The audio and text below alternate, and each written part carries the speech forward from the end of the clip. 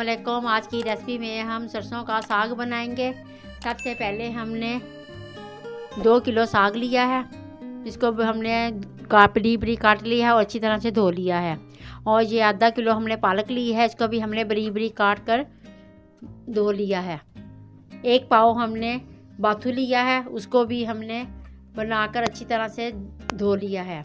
और ये 50 ग्राम हमने सब्ज़ मिर्चें ली हैं। अब चले रेसिपी शुरू करते हैं।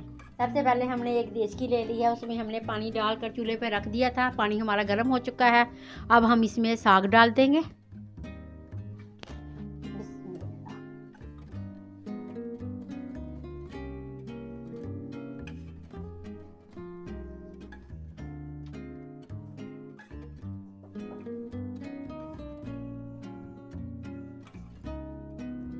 हमने पानी को इसलिए गर्म किया है ताकि ये जो साग है हमारा अच्छी तरह से गल जाए। और ये जो पालक है ये भी हम इसमें डाल देंगे।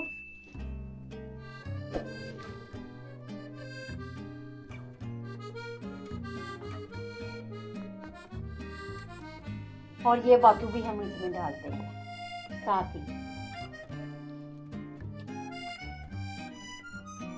हमने पालक, साग और बाथू को डाल दिया है। अब हम इसको फुल आंच पर पकाएंगे। और इसके बाद हम जब उबाला आ जाएगा तो हम इसकी आंच हल्की कर देंगे। साग को उबाला आ चुका है, अब हम इसकी हल्की आंच कर देंगे और साग को पकने देंगे। और हम इसमें 1 चम्मच नमक का भी डाल देंगे। ये देखिए आधा हमारा साग पक चुका है और इसका कलर भी चेंज हो चुका है। अब हम इसमें सब्ज़ मिर्चें जो हमने पीसी हुई हैं वो डाल देंगे। और तकरीबन हम इसको आधा घंटा पकने के लिए रख देंगे। साग हमारा पक चुका है। अब हम इसको घोटा लगाएंगे। अब हम इसको घोटा लगा लेंगे और इसमें हम ये थोड़ा सा आटा डालेंगे। आटा आपने इस तरह फैलाकर डालना है। आटा इसलिए हम डालते हैं कि ये मुलायम हो जाता है, इससे साग और अच्छा बनता है। ये देखिए आपने इसको घोटा लगाना है, इसको अच्छी तरह से। ये देखिए कितना अच्छा तैयार हो रहा है। ये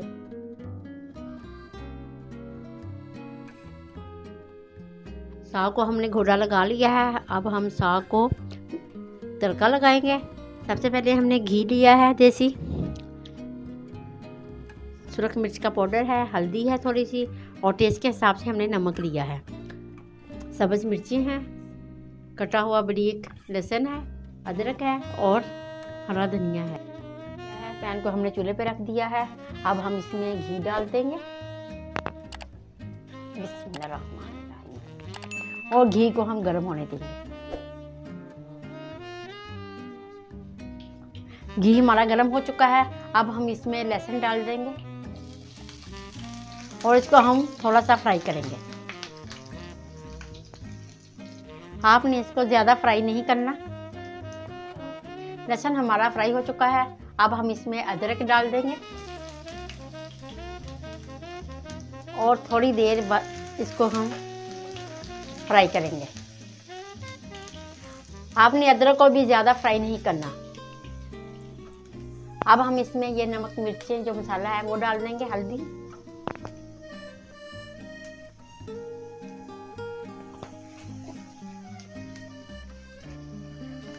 अब हम इसमें साग डाल देंगे।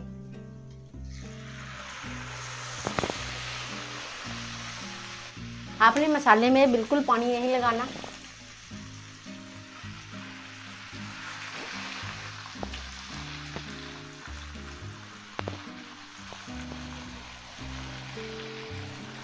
और साथ ही हम ये सब्ज़ मिर्चें भी डाल देंगे। सब्ज़ धनिया भी साथ ही डाल देंगे हम इसके।